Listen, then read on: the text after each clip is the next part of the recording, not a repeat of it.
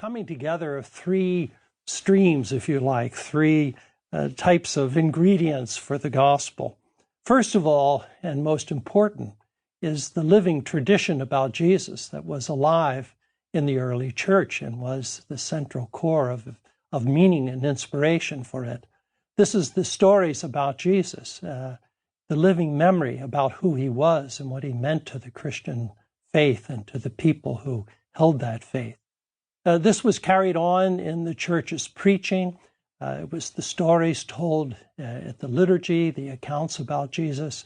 It was the meaning of his words for their moral life. It took place in their catechesis, in some of their conflicts even.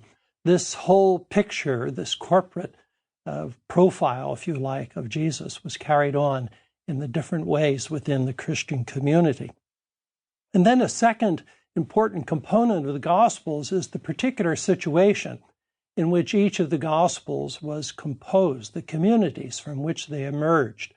And each of these communities had their own circumstances, sometimes under persecution or perhaps going through a profound transition or wanting to articulate the mission in a new and fresh way.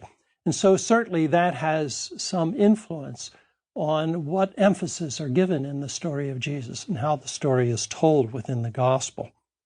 A third component in the formation of the gospel is the evangelist himself.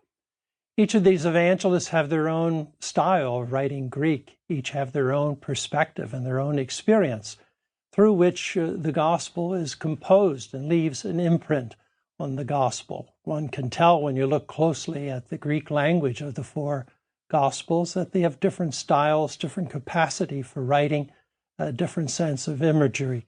So these three factors, the tradition about Jesus, the context of the community, and the capacity, if you like, or literary style of the evangelist who finally composed this gospel in harmony with his own community. These give the particular characteristics to the four Gospels. And in the case of John, this coming together of components emerges in a gospel that is a very different kind of gospel. As one commentator has called it, the maverick gospel, the gospel that sort of rides separate from the rest.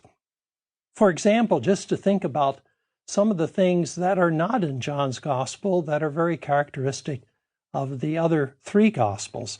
There are no parables, these stories of Jesus that are so characteristic of the material in Mark, Matthew, and Luke are not found in John's gospel.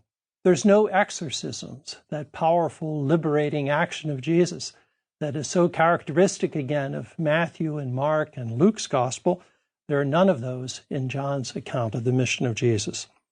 And the three synoptic gospels, again, sort of frame the life of Jesus in terms of one great dramatic journey from Galilee to Jerusalem, from the place of his mission in Galilee to his crucifixion and resurrection in Jerusalem. But in John's gospel, Jesus shuttles back and forth several times between Galilee and Jerusalem. So that single journey framework does not exist in John. Also, in the synoptic gospels, there's a very frequent reference to the metaphor of the kingdom of God. This is sort of the keynote of Jesus' preaching in Mark, Matthew, and Luke, but it's used very rarely in John's gospel, primarily in the discourse with Nicodemus. And then there are other characteristics of John that give it great distinction. It uses a lot of discourses of Jesus, long meditative reflections, if you like, both with his disciples or sometimes with his opponents, as he speaks primarily about himself and his own mission. And then John's gospel has a kind of cosmic and spatial imagery that frames the whole drama of the gospel. In the synoptics, we're mainly in a kind of chronological framework. We think about the past in Israel, we think of Jesus' present mission, and the gospel looks forward to the consummation of history with the coming of Jesus at the parousia, the second coming. But in John's gospel, the framework is sort of spatial. He speaks about the world above and the world below, and it's moving back and forth between the above and the below in the spatial imagery that the drama of salvation takes place.